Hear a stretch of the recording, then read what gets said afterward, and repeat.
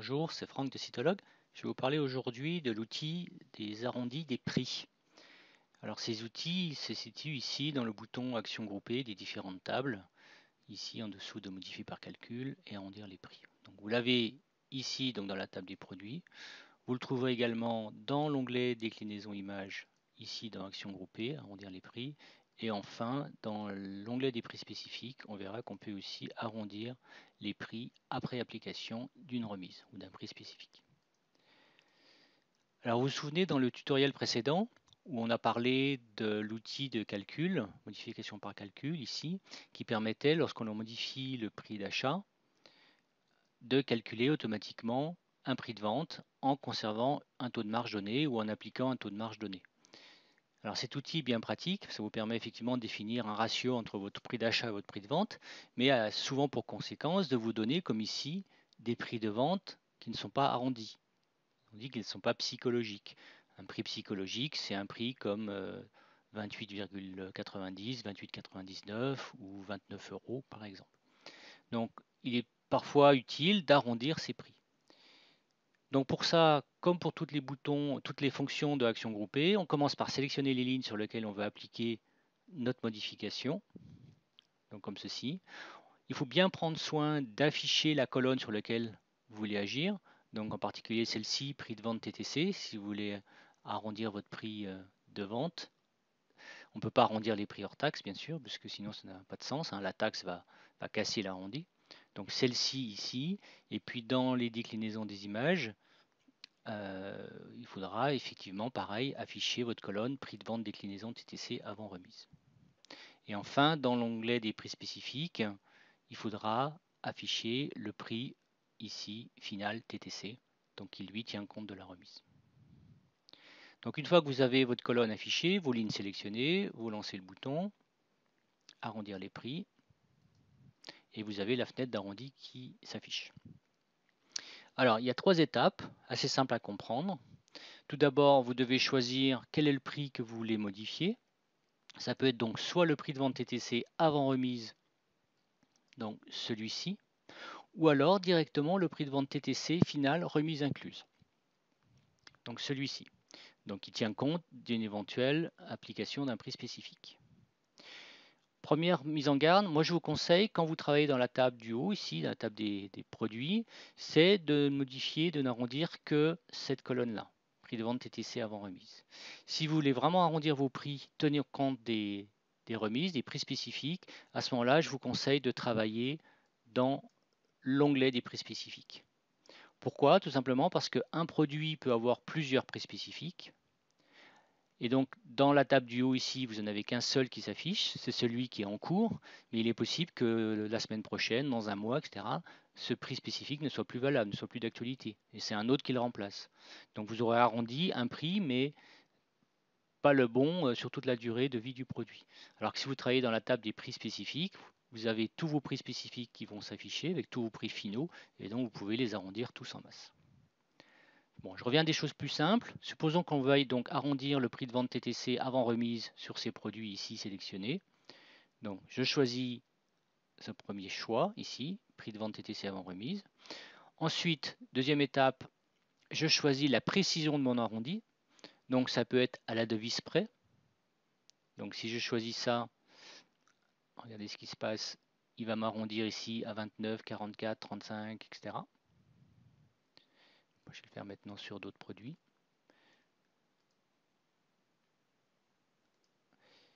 Vous pouvez arrondir à 90 centimes. Donc à 90 centimes, si je prends les mêmes exemples ici, le 14,28 va s'arrondir à 14,90 ou à 13,90. Donc l'arrondi ici, entre le choix entre 13 et 14, va se définir sur la troisième étape. Arrondir soit la valeur inférieure, soit la valeur supérieure, soit la plus proche. Donc si on prend des exemples concrets, si je prends la valeur inférieure à 14,28 arrondi à 90 centimes, donc la valeur inférieure, ça va être 13,90. Si je prends la valeur supérieure à 14,28, ça va être 14,90. Et si je prends la plus proche, eh bien, il va comparer. Qu'est-ce qui est le plus proche de 14,28? Est-ce que c'est 13,90 ou 14,90? Dans notre cas, ça sera 13,90. pour par exemple le prix ici de 22,68, au contraire, si on choisit la plus proche, celui-ci va être arrondi à 22,90. Regardez, on va le faire. J'applique. J'ai bien 13,90 ici deux fois, et ici 22,90, ma valeur la plus proche. Alors parmi les autres choix, action groupée, arrondir les prix. Donc parmi les autres choix, vous avez aussi l'arrondi à 99 centimes, donc qui va nous donner par exemple pour ce prix ici 22,99 ou 21,99 suivant le troisième choix. Arrondi au dixième près, par exemple un prix à 5,56 va être arrondi à 5,50 ou 5,60. À 5 centimes près, un 5,56 va être arrondi à 5,55, 5,60 ou demi-euro, 50 centimes près. Donc par exemple au demi-euro près, 22,68 va être arrondi soit à 22,50, soit à 23. Toujours pareil en fonction de la valeur ici, inférieure, supérieure ou la plus proche. Voilà, supposons que je vais faire ça, arrondir à 50 centimes près, et que je choisis cette fois-ci supérieur, tous mes prix ici vont être arrondis à 50 centimes près. J'applique, voilà, 23, 11, 11, 42. Donc on n'a pas forcément un 23,50, hein. Il a pris l'arrondi à 50 centimes près, le plus proche. Et parfois ça tombe sur une valeur à l'euro près. Alors une petite mise en garde avant d'utiliser cet outil. Je vous conseille de faire une distinction entre les produits qui ont des déclinaisons et ceux qui n'en ont pas. Donc pour ça, je vous encourage à inclure dans votre configuration de colonne, hein, vous connaissez le configurateur de colonne ici en haut, donc inclure dans votre table des produits cette rubrique ici qui s'appelle A des déclinaisons, point d'interrogation. Pourquoi? Parce que cette rubrique vous permet avec cette colonne ici de vous indiquer effectivement quels sont les produits avec ou sans déclinaison. Alors, vous pouvez utiliser ceci, vous pouvez aussi utiliser dans les autres préfiltres ici, les deux préfiltres ici pour voir ou exclure des produits avec ou sans déclinaison. Et donc travailler en fonction du résultat différemment. Pourquoi? Parce que sur un produit sans déclinaison, comme ceci, effectivement, si j'arrondis mes prix, eh bien ce prix c'est le prix final, pas de doute. Par contre, un produit qui a des déclinaisons, comme par exemple, on va prendre le premier ici, ce t-shirt, on va aller dans la déclinaison. Donc, ce produit, s'il a des déclinaisons, il peut avoir des impacts. Donc là, ce n'est pas le cas, mais s'il a des impacts prix, à ce moment-là, l'impact prix va s'ajouter au prix de base du produit. Ça, c'est une règle PrestaShop que vous devez connaître. Et auquel cas, votre arrondi ne sera pas forcément valable. Si l'impact prix lui-même n'est pas arrondi, eh bien, vous allez casser votre arrondi. Je vais vous montrer sur des exemples. Par exemple, celui-ci, on va dire qu'il a un impact prix de 12,50. Celui-ci de 0, je ne sais pas, 123, etc. Donc là, j'ai mon impact prix. On voit bien que mon prix final, ici, donc ça c'est avec remise, ou même celui-ci, prix de vente avant remise, celui-ci n'est pas arrondi à cause de ces euros ou centimes d'euros qui sont ici. Donc même si j'arrondis ici, alors je peux le faire à la main ou je peux le refaire avec l'outil, hein. Par exemple, on va le refaire correctement, supposons qu'il soit à 31,24 centimes. Donc là, je pars sur un prix au départ qui est complètement farfelu, avec un prix final ici de 43,74. J'arrondis ce prix. Je vais l'arrondir donc à la devise près, au prix supérieur, inférieur ou le plus proche. Voilà, je vais appliquer. Donc je vais certainement passer à 31,00 €. Eh bien, malheureusement, mon prix final, lui, n'est pas arrondi. Il reste à 43,50 à cause des 12,50 ici. Donc dans ce cas-là, sur ces prix avec déclinaison, je vous conseille donc de travailler sur l'arrondi au niveau de cette table. Donc avec ce bouton, pareil, arrondir les prix, prix de vente final, donc les mêmes réglages, et j'applique. Et cette fois-ci, mon 43,50 passe à 44 ici. Donc j'ai bien un prix final là qui est arrondi, même si mon prix de base du produit, lui, ne l'est pas. On va faire un exemple sur un deuxième produit. Je vais partir sur un produit à 34,23 centimes. Je vais lui donner des impacts prix un peu différents. Par exemple, celui-ci 1,2, celui-ci 2,45, 1,33. et celui-ci, pas d'impact. Donc supposons que je veuille arrondir tous les prix de ce produit pull imprimé Colibri. Je le sélectionne en haut. Je ne me préoccupe pas du prix de base. Je sélectionne toutes les lignes de toutes ces déclinaisons. Je fais action groupée, arrondir les prix. Je fais mon choix d'arrondi. Toujours pareil ici, j'ai choisi à la devise près la plus proche et j'applique. Et là, j'ai bien un arrondi en masse sur toutes les valeurs de déclinaison. Alors là où ça se complique un peu, c'est supposons qu'en plus d'avoir des déclinaisons, vous mettiez en place des prix spécifiques sur ce produit ou sur ces produits. Alors, je ne sais pas si c'est le cas. Donc, actuellement, j'ai un prix spécifique. Donc j'ai une réduction de 20% voilà, sur ce prix. Le problème, c'est que ce prix spécifique, cette remise ici, va avoir un impact sur le prix final. Hein, si je reviens dans déclinaison image, mon prix final ici, vous voyez, c'est pas le même en fonction des différentes déclinaisons à cause justement de ces 20%. Donc il est plus arrondi. Alors supposons que je veuille donc arrondir mon prix final tenant compte des déclinaisons. Vous pouvez le faire de différentes manières. Donc, je peux le faire ici dans la table des déclinaisons. Toujours pareil, action groupée, arrondir les prix. Je choisis prix de vente final remise incluse et non plus celui-ci. Et je choisis mon arrondi. Supposons que je veuille arrondir à 99 centimes valeur inférieure. J'applique. Là, j'ai bien mon prix final par déclinaison qui a été arrondi. Alors, ce qu'il faut comprendre, c'est lorsque vous arrondissez le prix final tenant compte des remises, ici, ce que Merlin modifie, ce n'est pas l'impact prix des déclinaisons. Celles-ci ici n'ont pas été modifiées. Ce qui a été modifié, c'est la remise elle-même. Si je retourne dans prix spécifique, vous voyez que mon montant de 20% ici a été modifié à 20,61. Donc c'est le même montant, la même remise qui, elle, est modifiée pour l'ensemble de déclinaisons ou pour le produit globalement si vous préférez. Alors la deuxième méthode pour obtenir le même résultat, mais à ce moment-là nécessite un peu de réflexion, c'est de faire votre arrondi directement dans la table des prix spécifiques. Donc, par exemple ici, je reprends mon même produit, j'ai ma remise et j'ai ma colonne ici, prix final TTC. Là, il n'est pas arrondi. Donc supposons que je veuille l'arrondir, je fais action groupée, je sélectionne la ligne bien sûr, arrondir les prix. Cette fois-ci, je vais l'arrondir à 90 centimes, valeur la plus proche. Et j'applique. Donc, j'ai bien mon prix final TTC qui est arrondi.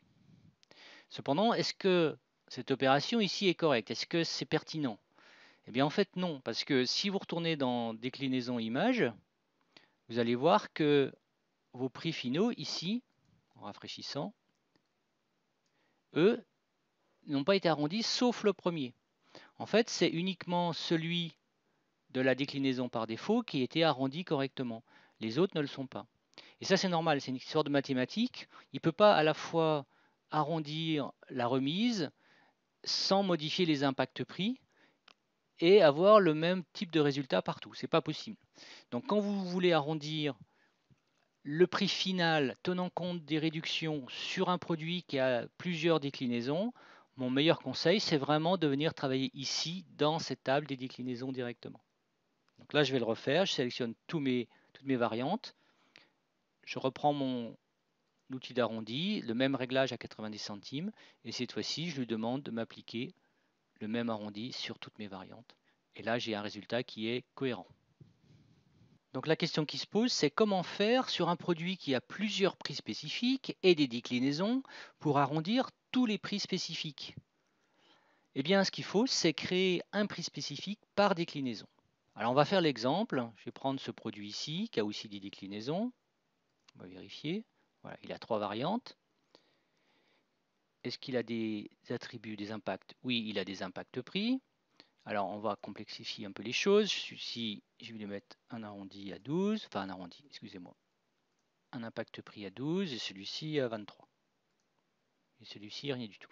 Donc là, je pars sur un prix avant remise qui n'est pas arrondi et un prix final après remise qui est encore moins arrondi. Je retourne dans mes prix spécifiques et cette fois-ci, donc, ce que je voudrais, c'est lui créer plusieurs remises à des dates différentes et que ces remises donnent quand même malgré tout des prix arrondis pour chacune de mes variantes. Alors ce qu'il faut faire, c'est créer ce que je vous disais, un prix spécifique par variante. Donc comment on fait ça? En fait, donc je ne vais pas vous faire une formation sur l'onglet prix spécifique, mais je vais revenir sur quelque chose que j'avais un peu survolé. En fait, je vais commencer par sélectionner toutes mes déclinaisons, comme ceci. Ensuite, dans mon onglet prix spécifique, dans mon formulaire de création, ici, je prends soin, dans déclinaison, de choisir celles qui sont actuellement sélectionnées. Donc ça, ce choix-là, avec toutes les déclinaisons sélectionnées comme je viens de vous montrer, c'est différent du choix toutes les déclinaisons. Parce que lorsque l'on choisit toutes les déclinaisons, en fait, il fait un prix spécifique et un seul pour l'ensemble du produit, pour le produit, qui va s'appliquer à toutes les déclinaisons, certes, mais qui est commun. Alors que lorsque vous choisissez celles qui sont actuellement sélectionnées et que vous choisissez toutes ou certaines déclinaisons, vous allez avoir une ligne de prix spécifique pour chacune d'elles, et ce sont des prix spécifiques indépendants. Et parce qu'ils sont indépendants, on peut les arrondir indépendamment. Donc on arrive au résultat que l'on veut tout le temps. Voilà, supposons qu'on veuille faire ça, donc je vais appliquer pour tous les pays, toutes les devises, etc. Je me préoccupe que du taux de réduction. Alors là, je vais mettre un taux de 25%. Et je vais laisser comme ça. On pourrait préciser des dates, mais je vais aller au plus simple. Voilà. Donc vous voyez, il m'a bien créé 3 prix spécifiques, un pour chacune de mes 3 déclinaisons, et qui me donne un résultat qui lui n'est pas encore arrondi. Et cette fois-ci, je vais pouvoir effectivement travailler ici et arrondir ces prix ici. Ou c'est pareil, aller dans déclinaison image et arrondir mes prix ici. Ça sera la même chose. Mais on arrivera bien à arrondir effectivement le prix de chaque déclinaison, encore une fois, parce qu'on a une remise différenciée pour chacune. Regardez, on va le faire. Action groupée, arrondir les prix. Je vais arrondir comme tout à l'heure à... Alors on va faire à 5 centimes près, inférieur, et j'applique. Alors avant d'appliquer, on regarde le chiffre. Donc je fais un arrondi à 5 centimes. Voilà, donc j'ai mon arrondi qui a été effectué. Donc 5 centimes, ça peut donner un résultat comme 25, ça peut aussi donner 30 ou 40, puisque ça c'est aussi un arrondi à 5 centimes. C'est pas forcément, ça finit pas forcément par un 5. Mais donc ce que je voulais vous montrer, c'est que là on a bien arrondi nos prix finaux de chaque déclinaison pour chaque prix spécifique. Si je retourne dans déclinaison image et que je rafraîchisse, cette fois-ci, j'ai bien ici mes 3 prix arrondis à 5 centimes près. Alors il y a encore 2-3 petits pièges à connaître qui sont expliqués ici dans la fenêtre. Alors sans aller dans le détail, je vous donne juste un exemple. Vous savez que vous pouvez vendre sur un site dans des devises différentes, en euros, en dollars, en livres sterling, etc. Il faut bien comprendre que si vous arrondissez vos prix, l'arrondi se fait dans un des seuls prix, dans une seule devise, en particulier la devise par défaut de votre boutique, peut-être l'euro. Et donc, il faut bien voir, il faut bien comprendre qu'à ce moment-là, vos prix affichés en livres sterling ou en dollars, eux vont être calculés par PrestaShop et donc n'auront pas cet arrondi. Ils vont être le résultat d'un calcul. C'est la même chose quand vous travaillez sur du multi-boutique. Vous pouvez avoir des prix différents en fonction des boutiques. Et donc, faites bien attention quand vous travaillez, donc quand vous arrondissez, dans quelle boutique vous travaillez. Il est possible que vous deviez arrondir vos prix dans chacune des boutiques indépendamment. Voilà. Donc faites attention à tous ces petits pièges, ils sont expliqués ici. Donc je vous invite à relire ce début d'aide. Voilà, c'est tout pour cette petite formation sur la notion d'arrondi. Juste mentionner que pour l'instant, il n'y a pas de fonction d'arrondi dans l'import. Dans l'outil ici, pardon, pas d'option de calcul, mais dans import et script, dans la fenêtre d'importation. Donc dans cet outil que j'ai déjà montré plusieurs fois, vous avez la possibilité ici à l'étape 4 de calculer vos prix de vente en fonction de vos prix d'achat en appliquant un taux de marge. Donc, tout ça est expliqué dans le tutoriel principal précédent, mais il n'y a pas pour l'instant de fonction d'arrondi ici. Donc ça viendra, c'est prévu dans les développements futurs, mais pour l'instant, donc après vos imports, pensez à aller arrondir vos prix avec l'outil qu'on vient de voir si vous souhaitez avoir des prix psychologiques sur votre boutique. Merci et à très bientôt pour un nouveau tuto.